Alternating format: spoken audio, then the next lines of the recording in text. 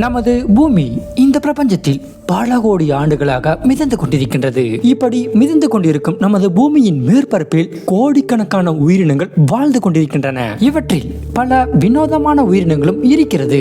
நமது கிரகத்தில் கோடிக்கணக்கான பல வினோதமான உயிரினங்கள் இருந்தாலும் இதில் மனிதர்கள் மட்டுமே தனித்துவமானவர்களாக உருவானார்கள். ஏன்னா பரிணாம வளர்ச்சியின் போராட்டத்தில் நாம் மட்டுமே பகுத்தறிவு நன்மையை பெற்றோம். இந்த பகுத்தறிவை அடைந்தது அவ்வளவு எளிதாக நடக்கவில்லை. இதற்கான ஆரம்பம் 2 கோடி ஆண்டுகளுக்கு முற்பட்டது. நமது பரிணாம வளர்ச்சி பிரகான்சல்ஸ் எனப்படும் பழம் தின்னி உயிரினத்திடமிருந்து தொடங்கியது. இது ஒரு வாலில்லா குரங்கு. பிரகான்சல்ஸ் மனிதர்களுக்கும் குரங்குகளுக்கும் ஒரு பொதுவான மூதாதையர். இந்த உயிரினத்திலிருந்து மனிதன், சிம்பான்சி, கொரில்லா, ஒராங்குட்டான், கிபின் இப்படி பல உயிரினங்கள் காலநிலைக்கேற்ப பல கிளைகளாக பிரிந்தது. இப்படி இத்தனை உயிரினங்களுக்கும் மூதாதையராக இருந்த பிரகான்சல்ஸ் ஆப்பிரிக்க காடுகளில் உள்ள மரங்களில் வாழ்ந்தது. ஆப்பிரிக்க காடுகள் இன்று இருப்பது போல் அன்று இல்லை. 2 கோடி ஆண்டுகளுக்கு முன்பு ஆப்பிரிக்க காடுகள் அடர்ந்த மரங்களை கொண்ட காடுகளாக இருந்தது. இந்த காடுகளில் இருந்த மரங்கள் தான் பிரகான்சல்களுக்கு வீடாக இருந்தது. அக்காலகட்டத்தில் நிலப்பரப்பில் சுற்றித் திரிந்த ஆபத்தான உயிரினத்திடமிருந்து தப்பிக்க அவை மரங்களை விட்டு கீழே இறங்காமல் மரங்களிலேயே சுற்றித் திரிந்தன. மேலும் இந்த உயிரினங்கள் பழங்களையும் இலைகளையும் உண்டு வாழ்ந்தன. இவர்கள் மரத்திற்கு கீழ் உள்ள உலகத்தை பற்றி துளி அளவும் கவலைப்படவில்லை. பிரகான்சல்கள் 4 கால்களில் மரங்களில் ஏறும்போது இவை பார்ப்பதற்கு கிட்டத்தட்ட இப்பொழுது இருக்கும் நவீன கால மக்காக்கை போலவே இருந்தது. அவற்றின் மேல் மூட்டுகள் மற்றும் கீழ் மூட்டுகள் ஒரே அளவில் இருந்தன. இவர்கள் வளைந்த விரல்களுக்கு பதில் திறந்த உள்ளங்கையை பயன்படுத்தி மரத்தில் சாய்த்தபடி நகர்ந்தனர். இப்படிப்பட்ட பழமையான பிரகான்சல்களின் சில படிமங்கள் கிழக்கு ஆப்பிரிக்காவில் கண்டுபிடிக்கப்பட்டுள்ளன. இந்த மண்டை ஓடுகள் மிகவும் பழமையானது. இவற்றின் மூளை சிறியதாகவும் மற்றும் எளிமையானதாகவும் இருக்கிறது. மேலும் அவற்றிற்கு சிறிய அளவிலான முகவாய் மற்றும் குவாரை பற்கள் இருப்பதால் அவை நான் அக்ரெசிவ் உயிரினங்கள், அதாவது கோவப்படாத, வன்முறையில் ஈடுபடாத உயிரினங்களாக இருந்திருக்கலாம் அப்படின்னு நம்பப்படுது. இந்த உயிரினங்கள் வன்முறையில் ஈடுபடாமலும் மரத்திற்கு கீழ் உள்ள உலகத்தை பற்றி கவலைப்படாமலும் ஆப்பிரிக்க காடுகளில் வாழ்ந்து கொண்டிருந்தன. காலங்கள் கடந்தோடின. 1 கோடி ஆண்டுகளுக்கு முன்பு ஆப்பிரிக்காவில் வெப்பநிலை உயரத் தொடங்கியது. காரணம், சுமார் 1.5 கோடி முதல் 2 கோடி ஆண்டுகளுக்கு முன்பு கிழக்கு ஆப்பிரிக்காவில் ஆப்பிரிக்க டெக்டானிக் பிளேட் மற்றும் அரேபியன் டெக்டானிக் பிளேட் இரண்டும் ஒன்று சேர்ந்து சுமார் 5600 கிலோமீட்டர் தொலைவிற்கு ஒரு மிகப்பெரிய மலைத்தொடர் உருவானது. இந்த மலைத்தொடர் உருவான பிறகு ஆப்பிரிக்க காடுகளுக்கு செல்ல வேண்டிய ஈரப்பதமான காற்றை இந்த மலைத்தொடர் தடுத்ததால் ஆப்பிரிக்க காடுகள் மழை இல்லாமல் வறண்டு போக தொடங்கியது. இறுதியில் பல வகையான மரங்கள் அழிந்து போனது. அடர்த்தியான மரங்கள் அழிந்து போனதால் இந்த உயிரினங்களால் ஒரு மரத்திலிருந்து இன்னொரு மரத்திற்கு கிளைகள் வழியாக செல்ல முடியாமல் போனது. இதனால் இந்த உயிரினங்கள் மரங்களை விட்டு வெளியேற வேண்டிய கட்டாயத்திற்கு தள்ளப்பட்டது. இந்த நிகழ்வுதான் மனிதன் பரிணாம வளர்ச்சி அடைய மிக முக்கிய பங்கு வகித்தது. இக்காலகட்டத்தில் பிரகான்சல்கள் உணவிற்காக ஒரு மரத்திலிருந்து இன்னொரு மரத்திற்கு செல்ல சிறிது தூரம் போக வேண்டியிருந்ததால் இந்த உயிரினங்கள் நிலப்பரப்பிற்கு வரத் தொடங்கியது.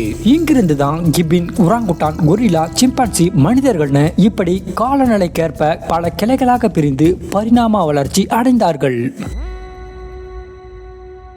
சுமார் 90 லட்சம் ஆண்டுகளுக்கு முன்பு மனிதர்களும் சிம்பான்சியும் 2 கிளைகளாக பிரிந்தனர். நீண்ட காலமாக உயிரியலாளர்கள் மனிதனும் சிம்பான்சியும் இக்காலகட்டத்தில் முழுமையாக பிரிந்தனர் அப்படின்னு நம்பினாங்க. ஆனால் அது தவறாக இருந்தது.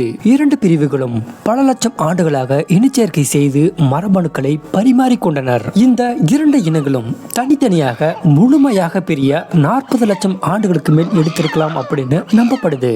இன்று நாம் வெவ்வேறு இனங்களாக இருந்தாலும் வியத்தக வகையில் மனிதன் மற்றும் சிம்பான்சியின் மரபணுக்கள் 98 முதல் 99% ஒரே மாதிரி இருக்கின்றது. சுமார் 58 லட்சம் ஆண்டுகளுக்கு முன்பு பிரகான்சலின் வழித்தோன்றலான ஆடிபித்தகஸ் உருவானது. பிரகான்சலின் வழித்தோன்றலான ஆடிபித்தகஸ் அவர்களது பின்புற கால்களினால் மெல்ல மெல்ல நிமிர்ந்து நடக்க தொடங்கியது. இந்த உயிரினங்கள் நம்மை போல எளிதாக நடக்க முடியவில்லை என்றாலும் நடப்பதற்கான முதல் அடியை எடுத்து வைத்தன. இந்த ஆடிபித்தகஸ் நிமிர்ந்து நடக்க காரணம் என்ன? அதை செய்ய வழிவகுத்தது எது? இவை நிமிர்ந்து நடக்க காரணமானதற்கு 2 விளக்கங்கள் இருக்கு. அதில் முதலாவது, அடர்ந்த காடுகள் குறைந்து குறைந்து எல்லாம் புல்வெளியாக மாறியதால் புல்வெளிக்கு இடையில் உள்ள உணவை தேடுவதற்கு அதிக நேரத்தை செலவிட்டனர். அப்பொழுது புல்வெளிக்கு இடையில் உள்ள ஆபத்தான விலங்குகளை நிமிர்ந்து நடப்பதன் மூலம் நன்றாக பார்க்க உதவியது. இரண்டாவது, தரைப்பகுதியில் சேகரித்த உணவுகளை அங்கேயே சாப்பிட முடியாது. ஏன்னா வேட்டையாடும் விலங்குகள் தங்களை வேட்டையாடும் என்பதால் சேகரித்த உணவுகளை மரத்திற்கு எடுத்துச் செல்ல வேண்டும். எனவே 2 கைகளில் உணவுகளை பிடித்ததால் பின்கால்களை பயன்படுத்தி நடக்க வேண்டிய கட்டாயத்திற்கு தள்ளப்பட்டது. இப்படிதான் நமது மூதாதையர்கள் மெல்ல மெல்ல நடக்க தொடங்கினர். இருந்தாலும் சில விஞ்ஞானிகள் மேற்கு டான்சானியாவில் உள்ள சிம்பான்சிகளை ஆராய்ச்சி செய்த பிறகு நமது மூதாதையர்கள் முழுமையான ஆடிபிதகஸா மாறுவதற்கு முன்பே பெரும்பாலும் மரங்களிலேயே நிமிர்ந்து நடக்க பழகி கொண்டதனும் பின்னாட்களில் தரையில் நடக்கும்போது மிக எளிமையாக இருந்திருக்கலாம் அப்படின்னு நம்புறாங்க. ஆடிபிதகஸ் ராமிடஸ் பெரும்பாலும் தாவரங்கள் மற்றும் பழங்களை மட்டுமே சாப்பிட்டன. இந்த உயிரினங்கள் என்னதான் அடிக்கடி நிலத்திற்கு வந்தாலும் தங்களின் வழக்கமான வீடான மரங்களை விட்டு முழுமையாக நிலத்திற்கு செல்ல விரும்பவில்லை. இதற்கு காரணம் நிலப்பரப்பில் உள்ள வேட்டையாடுபவர்கள் கூட இருக்கலாம். ஆடிபிதகஸின் கைகள் மற்றும் முழங்கால்கள் நீளமாகவும் மேலும் கைகள் பாதி மனிதனை போலவும் குரங்கை போலவும் இருந்தது. உண்மையில் இவை மனிதர்களுக்கும் குரங்குகளுக்கும் இடையிலான இடைநிலையாக இருந்தது. ஏனெனில் ஆடியின் அனைத்து அம்சங்களும் குரங்கை போலவும் எதிர்கால மனிதனை போலவும் இருந்தன. காலங்களும் வாழ்க்கையும் நகர்ந்தது. மரங்கள் மேலும் அரிதாகின. இதனால் ஆப்பிரிக்க காடுகள் எல்லையற்ற சவானாவாக மாறியது. 40 லட்சம் ஆண்டுகளுக்கு முன்பு ஆடிபிதகஸிலிருந்து புதிய உயிரினம் பரிணாம வளர்ச்சி அடைந்தது. அதுதான் கிராசில் ஆஸ்ட்ரலோபித்ஸ். இவர்கள் தங்களின் புதிய வீட்டிற்கு நன்கு பழகி கொண்டனர். மேலும் இவர்கள் 2 கால்களில் நடக்கும் விதம் நம்மை போன்றே இருந்தது. எந்த ஒரு பெரிய வித்தியாசமும் இல்லை. இக்காலகட்டத்தில் பெரும்பாலான காடுகள் அழிந்ததால் உணவு பற்றாக்குறை மேலும் அதிகமானது. இதனால் உணவிற்காக இவர்கள் வெகு தூரம் செல்ல வேண்டியிருந்தது. எனவே அவர்கள் சேகரித்த எல்லாவற்றையும், அதாவது சிறிய பள்ளிகள் முதல் பழங்கள் வரை, விதைகள் முதல் வேர்கள் வரை, பூச்சிகள் முதல் முட்டைகள் வரை அனைத்தையும் உண்டனர். இவர்கள் மண்ணிற்குள் இருக்கும் பூச்சிகளையோ அல்லது எறும்புகளையோ பிடிப்பதற்கு குச்சி போன்ற கருவிகளை பயன்படுத்தி இருக்கலாம். மேலும் இவர்கள் இறந்த பிணங்களின் எலும்புகளையும் மெல்ல மெல்ல பயன்படுத்த தொடங்கி இருக்கலாம். இதுவே பிற்காலத்தில் கருவிகள் செய்ய தூண்டுதலாக இருந்திருக்கலாம் அப்படின்னு நம்பப்படுது. ஆஸ்ட்ரலோபிதகஸ் போகும் வழியில் காடுகளில் ஏற்படும் ஆபத்துகளில் இருந்து தங்களை பாதுகாத்துக் கொள்ள அவர்கள் குழுக்களாக ஒன்றிணைந்தனர். மேலும் அவர்கள் சுறுசுறுப்பாகவும் இருந்தனர். இவர்கள் என்னதான் நடக்க ஆரம்பித்தாலும் இவர்களின் மண்டை ஓடு இன்னும் குரங்குகளை போன்றே இருந்தது. அதாவது இவர்களது முகம் கூரிய முகவாய் மற்றும் வளைந்த நெற்றியுடன் இருந்தது. ஆனால் கழுத்து பகுதி செங்குத்தாக இருந்தது. மேலும் கோரை பற்கள் சிறியதாகி மூளை சற்று பெரியதாகிவிட்டது. இந்த கிரகம் மனிதனை அன்போடு அழைக்கவில்லை. இயற்கையை குறைத்து மதிப்பிடக்கூடாது. வாழ்க்கை எல்லா நேரங்களிலும் மலர் தூவிய படுக்கையை போல் இருந்ததில்லை. ஏன்னா இக்காலகட்டங்கள் இவர்களுக்கு ஆபத்தான காலகட்டங்களாக இருந்தது. காலங்கள் போக போக பஞ்சம் தலைவிரித்தாடியது. மனிதன் அதிகமான பச்சை மாமிசங்களை உண்ணத் தொடங்கினான். இதனால் இவர்களின் தாடைகளும் பற்களும் மிகவும் கடினமாகவும் பெரியதாகவும் இருந்தது. இவர்கள் பெரும்பாலும் துப்புரவு பணியாளர்களாகவே இருந்தனர். அதாவது வேட்டையாடிகள் கொன்று தின்ன மிஞ்சியதை உண்டு உயிர் வாழ்ந்தார்கள். மேலும் வேட்டையாடும் காட்டு விலங்குகளோடு உணவுக்காக இவர்களும் போட்டி போட வேண்டியிருந்தது. சில சமயங்களில் வேட்டையாடும் விலங்கிற்கே இவர்கள் உணவாக மாறினார்கள்.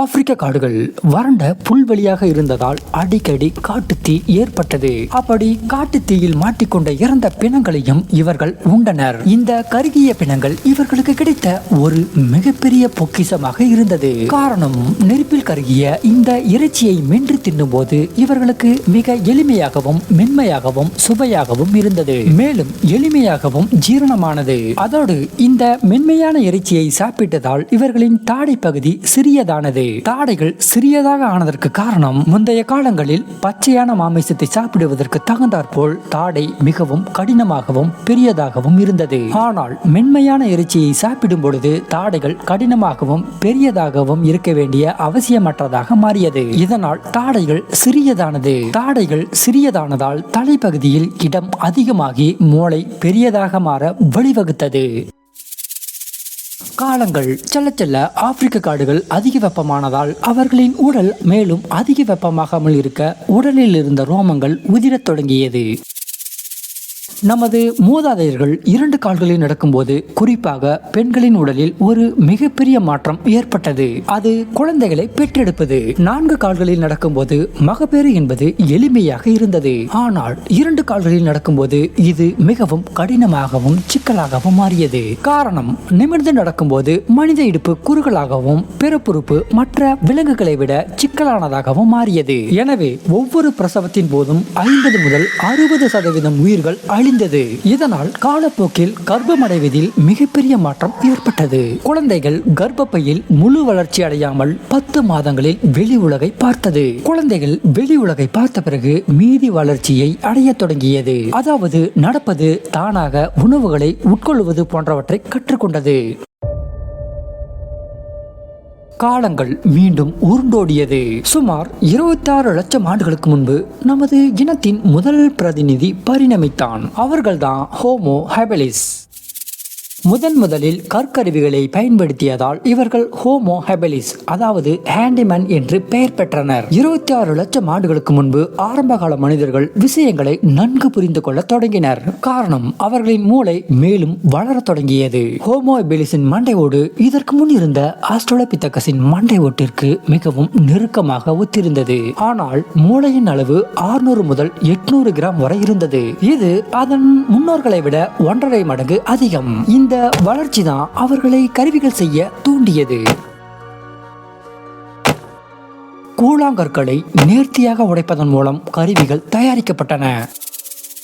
அவர்கள் தங்கள் கருவிகளை பயன்படுத்தி சடலங்களை வெட்டுவதற்கும் எலும்புகளை உடைப்பதற்கும் வேட்டையாடும் விலங்கிடமிருந்து தன்னை பாதுகாத்துக் கொள்ளவும் பிற்காலத்தில் இரைகளை கொல்லவும் கருவிகளை பயன்படுத்தினர். நாம் ஒரு கை கோடாரியை சிறிது நேரத்தில் செய்ய முடியும். ஆனால் இவர்கள் சரியான ஒரு கை கோடாரியை உருவாக்க இன்னும் பல லட்சம் ஆண்டுகள் ஆனது. ஆரம்ப கால மனிதர்கள் என்னதான் கருவிகளை மெல்ல மெல்ல பயன்படுத்த துவங்கினாலும் இவர்கள் அச்சமற்ற வேட்டைக்காரர்களாக மாறவில்லை. இவர்கள் இன்னும் துப்புரவு பணியாளர்களாகவே இருந்தனர். அதாவது மிருகங்கள் வேட்டையாடி தின்ற மிஞ்சியதை சாப்பிட்டு உயிர் வாழ்ந்தனர். காரணம், இக்காலகட்டத்திலும் வாழ்க்கை மிகவும் ஆபத்தானதாகவே இருந்தது. 20 லட்சம் ஆண்டுகளுக்கு முன்பு வாழ்ந்த மூதாதையர்களின் புதைப்படிவங்களை ஆராய்ச்சி செய்ததில் அவர்களின் மரணம் கொடூரமாக இருந்திருக்கிறது. உணவிற்காக இங்கு மிகப்பெரிய போராட்டம் ஏற்பட்டுள்ளது. கடந்த காலங்களில் நடந்தது போல் உணவை தேடிச் சென்ற இவர்கள் கடைசியில் அந்த மிருகங்களுக்கே உணவாகி இருக்கலாம். ஒரு வாலிபர் சிறுத்தையால் தாக்கப்பட்டு மரத்திற்கு மேல் இழுத்துச் செல்லப்பட்டிருக்கலாம். 3 வயது குழந்தையை கழுகுகள் தூக்கிச் சென்று இருக்கலாம். அதன் கால் நகங்கள் குழந்தையின் மண்டை ஓட்டில் எடுக்கப்பட்டிருக்கின்றது. டாங் என்ற குழந்தையின் மண்டை ஓட்டை ஆராய்ச்சி செய்ததில் மண்டை ஓடு மற்றும் கண் குழிகளுக்குள் ஏற்பட்ட சேதம் அந்த குழந்தை கழுகுகளால் கொல்லப்பட்டிருக்கலாம் அப்படின்னு நம்பப்படுது. இவர்கள் சிறுத்தை அல்லது கழுகிடமிருந்து தப்பித்தால் கூட ஈறு நோய் அவர்களை தாக்கியது. ஒரு குழந்தை பல் விழுந்த பிறகு அதில் தொற்று ஏற்பட்டு செப்சிஸால் இறந்தது. விட்டமின் ஏ அதிகம் உண்டு இறந்த ஒரு பெண்ணையும் விஞ்ஞானிகள் கண்டுபிடித்தனர். ஒருவேளை அவள் விலங்குகளின் கல்லீரலை அளவுக்கு அதிகமாக சாப்பிட்டு இறந்திருக்கலாம். சுமார் 10 லட்சம் ஆண்டுகளுக்கு முன்பு ஒரு புதிய இனம் பரிணமித்தது. அவர்கள்தான் ஹோமோ எரெக்டஸ். இவர்கள் ஒரு புதிய மதிப்புமிக்க திறமையை கற்றுக்கொண்டனர். இது வரலாற்றின் பாதையையே மாற்றியமைத்தது. ஆம், மனிதர்கள் நெருப்பினை கட்டுப்படுத்த கற்றுக்கொண்டனர். ஆரம்ப காலங்களில் காட்டுத்தீயால் உருவான மரக்கங்குகளை பயன்படுத்தி, அதாவது தணலை பயன்படுத்தி நெருப்பை உண்டாக்கினர். பிறகு ஒரு இடத்திலிருந்து மற்றொரு இடத்திற்கு செல்லும் போது அந்த கங்கை பத்திரமாக எடுத்துச் சென்று வேறொரு இடத்தில் நெருப்பை மூட்டினர். ஆனால் இந்த செயல்முறை சற்று கடினமாக இருந்தது. காரணம், இந்த கங்கை பாதுகாத்து எடுத்துச் செல்வது கடினமாக இருந்தது. சில சமயங்களில் இது அணைந்துவிடவும் வாய்ப்பிருந்தது. ஆனால் காலங்கள் செல்ல செல்ல நெருப்பை எப்படி உருவாக்குவது என்பதை கற்றுக்கொண்டனர். நெருப்பை கட்டுப்படுத்தியதன் மூலம் அவர்களை சூடாக வைத்துக் கொண்டனர். மேலும் தன்னை வேட்டையாடும் விலங்குகளை நெருப்பை வைத்து பயமுறுத்தவும் இறைச்சியை சமைத்து உண்ணவும் பயன்படுத்தினர். மனிதர்கள் சமைத்த இறைச்சியை அதிகமாக உண்டதால் மிக முக்கிய உறுப்பான மூளை மீண்டும் பெரியதானது. மேலும் தாடைகள் சிறியதானதால் பற்களில் நெரிசல் ஏற்பட்டு பற்கள் வளைந்தது. இந்த குகை மனிதனை பாருங்க, மிகப்பெரிய தாடை அளவு காரணமா முன்பற்கள் நேராக இருக்கும். கிழக்கு ஆப்பிரிக்காவில் மனிதர்களின் சில புதைப்படிவங்கள் எஞ்சியுள்ளன. இந்த புதைப்படிவங்கள் அவர்கள் எப்படி இருந்தார்கள் என்பதற்கான ஆதாரமாக உள்ளது. இவற்றின் மண்டையோடு ஒரு குரங்கை போலவும், தாடைகள் சற்று பெரியதாகவும், மூளை நம்மை விட சற்று சிறியதாகவும், உயரம் மற்றும் உடல் அமைப்பு மனிதர்களைப் போலவே இருக்கிறது. இன்னும் சொல்ல போனா அவர்களின் தலையை தவிர மற்ற உடல் பாகங்கள் எந்த ஒரு வித்தியாசமும் இல்லாமல் நம்மை போலவே இருந்தது. உலகம் ஆபத்தானது, ஆனால் புத்திசாலித்தனம் அந்த ஆபத்தை எப்படி சமாளிப்பது என்பதை கற்றுக் கொடுத்தது. முதல் மனிதனை பாதுகாத்தது அதிகாரமோ அல்லது ஆக்கிரமிப்போ இல்லை, மாறாக புத்திசாலித்தனம் தான் அவர்களை பாதுகாத்தது. ஹோமோ எரெக்டஸ் ஆப்பிரிக்காவின் சவானாவில் பயங்கரமானவர்களாக மாறினார்கள். இவர்கள் அதிகமான ஈட்டிகளையும் கற்கருவிகளையும் பயன்படுத்தினர். மிக கொடூரமான விலங்குகள் கூட இப்பொழுது இவர்களிடமிருந்து பாதுகாப்பாக இல்லை, ஏனெனில் மனிதன் வேட்டைக்காரனாக மாறினான். கிழக்கு ஆப்பிரிக்காவில் கற்கருவிகளால் தாக்கப்பட்ட மான் எலும்புக்கூடுகள், யானைகளின் எலும்புக்கூடுகள் கண்டுபிடிக்கப்பட்டுள்ளன. விலங்குகளின் எலும்புகளில் காணப்படும் வெட்டுக்குறிகள் மனிதன் அடுத்த கட்டத்திற்கு பரிணாம வளர்ச்சி அடைந்தான் என்பதற்கான முக்கிய சான்றாக இருக்கின்றது. சுமார் 6 லட்சம் ஆண்டுகளுக்கு முன்பு ஹோமோ ஹெய்டல்பெர்கென்சிஸ் எனும் ஒரு இனம் பரிணமித்தது. ஹோமோ ஹெய்டல்பெர்கென்சிஸ் நமது மூளையின் அளவை போலவே இருந்த வரலாற்றுக்கு முந்தைய மனிதர்கள். இவர்கள் ஹோமோசேப்பியன்கள், டெனிசோவான்கள் மற்றும் நியாண்டர்டால்களின் மூதாதையர்கள் தான் இந்த ஹோமோ ஹெய்டல்பெர்கென்சிஸ். கடைசியாக கிரகத்தை காலனிப்படுத்துவது. மனிதர்களுக்கு இப்போ நெருப்பும் உணவும் கிடைத்ததால் அவர்கள் ஒரு சிறந்த தங்குமிடத்தை தேடிக்கொண்டிருந்தனர். இனியும் அவர்கள் இருட்டிலும் இருண்ட குகைகளிலும் வாழ விரும்பவில்லை. சுமார் 3 முதல் 4 லட்சம் ஆண்டுகளுக்கு முன்பு ஹோமோ ஹெய்டல்பெர்கென்சிஸ் இனத்திலிருந்து ஒரு குழு ஆப்பிரிக்காவிலிருந்து யுரேசியாவிற்கு நகர்ந்தது. யுரேசியாவிற்கு சென்ற அந்த குழுவில் இருந்து 2 குழுக்கள் பிரிந்தது. அந்த 2 குழுக்களில் ஒரு குழு யூரோப்பாவிற்கு நகர்ந்தது. யூரோப்பாவிற்கு சென்ற அந்த குழுதான் பிற்காலத்தில் நியாண்டர்டால்களாக மாறினர். அடுத்ததா யூரோசியாவில் இருந்த மற்றொரு துணைக்குழு கிழக்கு ஆசியாவை நோக்கி நகர்ந்தது.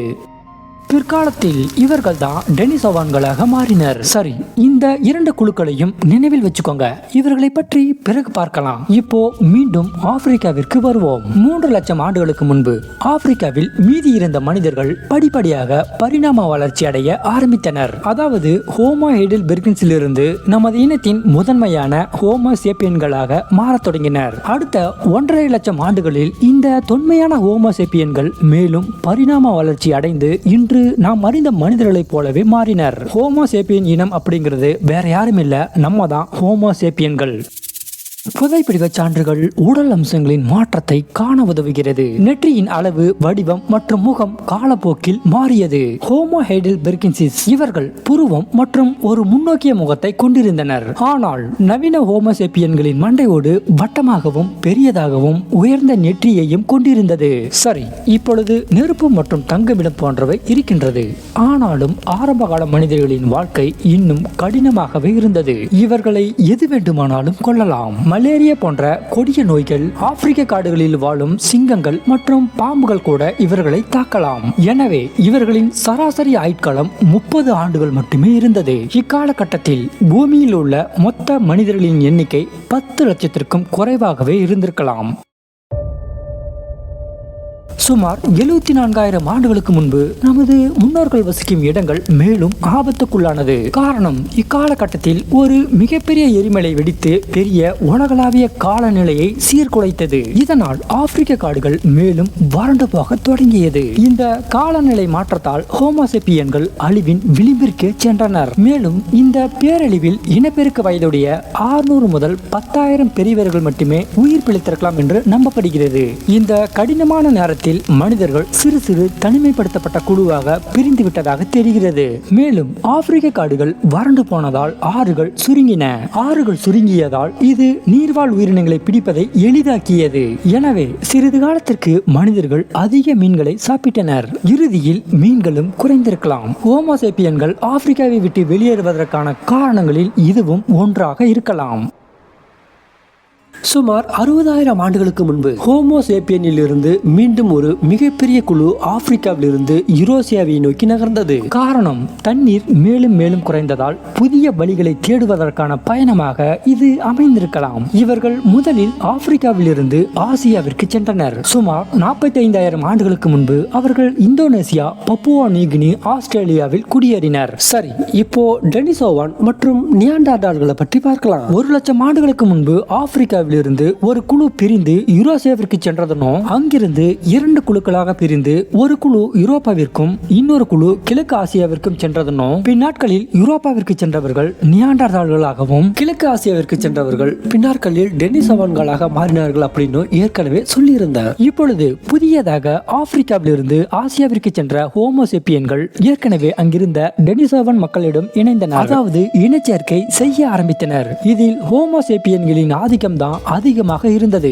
அதாவது ஹோமோசேப்பியன்களும் டெனிசோவான்களும் இணைந்ததில் ஹோமோசேப்பியன்களின் பிறப்பு விகிதம் அதிகமானது. காலம் போக போக டெனிசோவான்களின் இனம் முற்றிலும் அழிந்து போனது. இருந்தாலும் இன்றளவும் கூட ஆசிய மக்கள் தொகையின் மரபணுவில் டெனிசோவின் மரபணு 3 முதல் 6% உள்ளது. இது டெனிசோவன் இருந்ததற்கான அடையாளமாக உள்ளது. சுமார் 40,000 ஆண்டுகளுக்கு முன்பு மீண்டும் ஹோமோசேப்பியன்கள் 2 பாதைகளை பயன்படுத்தி யூரோப்பாவிற்குள் சென்றனர். முதல் பாதையாக அவர்கள் துருக்கியிலிருந்து கிழக்கு யூரோப்பாவிற்குள் நுழைந்தனர். மேலும் மத்திய கடற்கரை மற்றொரு பாதையாக இருந்தது. அப்படி சென்ற ஹோமோசேப்பியன்கள் இங்கேயும் யூரோப்பாவில் உள்ள நியாண்டர்டால்களுடன் இணைந்தனர். இங்கும் ஹோமோசேப்பியன்களின் ஆதிக்கமே அதிகமாக இருந்தது. அதாவது இங்கேயும் ஹோமோசேப்பியன்கள் நியாண்டர்டால்களுடன் இணைந்ததால் ஹோமோசேப்பியன்களின் பிறப்பு விகிதம் அதிகமானது. இதனால் நியாண்டர்தால்களின் இனம் முற்றிலும் அழிந்து போனது. ஹோமோசேப்பியன்கள் நியாண்டர்தால்களுடன் இணைந்ததால் தோல் மற்றும் முடி வளர்ச்சி தொடர்பான மரபணுக்களை பகிர்ந்து கொண்டனர். யூரோப்பாவில் நீங்கள் பார்க்கும் வெள்ளைத்தோல் மற்றும் முகங்கள் நியாண்டர்தால்களுடையது. சுமார் 15,000 ஆண்டுகளுக்கு முன்பு ஹோமோசேப்பியன்கள் ஆசியாவிலிருந்து வடக்கு அமெரிக்காவில் நுழைந்தனர். பிறகு வடக்கு அமெரிக்காவிலிருந்து தெற்கு அமெரிக்காவிற்குள் ஹோமோசேப்பியன்கள் நுழைந்தனர். கடைசியா இப்பொழுது மற்ற அனைத்து ஹோமோ இனங்களும் அழிந்து உலகம் முழுவதும் ஹோமோசேப்பியன்கள் மட்டுமே மீதி இருக்கின்றனர். இது எப்படி நடந்தது? ஹோமோசேப்பியன்கள் மட்டும் எப்படி இந்த இடத்தை அடைந்தனர் அப்படின்னு யாருக்கும் சரியா தெரியல. ஆனாலும் சர்வே பண்றதுல ஹோமோசேப்பியன்கள் மட்டும்தான் சிறந்தவர்களாக இருந்தார்கள் அப்படின்னு ஆராய்ச்சியாளர்கள் நம்புறாங்க. சுமார் 12,000 ஆண்டுகளுக்கு முன்பு நாம் ஒரு மிகப்பெரிய திருப்பு முனையை அடைந்தோம். மனிதர்கள் விவசாயத்தில் தேர்ச்சி பெற முயற்சித்தனர். அவர்கள் காட்டு வகையான பட்டாணி, பயிறு வகைகள் மற்றும் பார்லியை வளர்க்க தொடங்கினர். மேலும் ஆடுகளையும் எருதுகளையும் பழக்கிக் கொண்டு வளர்க்க தொடங்கினர். மனிதர்கள் விவசாயிகளாக மாறியதால் மக்கள் தொகையின் வளர்ச்சி அதிகரித்தது. கிபி 1ஆம் நூற்றாண்டு வாக்கில் நமது மக்கள் தொகையின் வளர்ச்சி 17 கோடியாக இருந்திருக்கலாம் அப்படின்னு நம்பப்படுது. அடுத்ததா 14ஆம் நூற்றாண்டில் ஒரு மிகப்பெரிய பேரழிவு நடந்தது. பெரும்பாலான மக்கள் 14ஆம் நூற்றாண்டில் புபோனிக் பிளேக்கால் பாதிக்கப்பட்டனர். இந்த நோய் உலக மக்கள் தொகையில் சுமார் 50 லட்சம் மக்களை கொன்று குவித்தது. இப்படிப்பட்ட கொடூரமான நோயில் இருந்து மீள சுமார் 2 நூற்றாண்டுகள் ஆனது. சுமார் 250 ஆண்டுகளுக்கு முன்பு நமது உலகில் தொழில் புரட்சி தொடங்கியது. இங்கிருந்து மனிதர்கள் புது புது கண்டுபிடிப்புகளை கண்டுபிடித்து இன்று நாம் நிலவுக்கு போகும் அளவிற்கு வளர்ந்துள்ளோம். இயற்கை மனிதனுக்கு எளிதாக எதையும் தூக்கி கொடுக்கவில்லை. காடுகள் அழிப்பு, பசி, பட்டினி, விலங்குகளின் தாக்குதல், நோய் போன்ற தடைகளை தாண்டி நாம் பரிணாம வளர்ச்சி அடைந்து பகுத்தறிவை பெற்றோம். இன்னும் சொல்ல போனா இந்த தடைகள் இருந்ததால் தான் மனிதன் பரிணாம வளர்ச்சி அடைந்தான், பகுத்தறிவை பெற்றான். மரத்தில் வாழ்ந்து கொண்டிருந்த ஒரு இனம் இன்று நிலவிற்கு செல்லும் அளவிற்கு வளர்ந்திருக்கின்றது. மனித இனத்தின் வளர்ச்சி இதோடு நிற்கப் போவதில்லை. இவன் ஒரு நாள் இந்த பிரபஞ்சத்தையே ஆழ்வான்.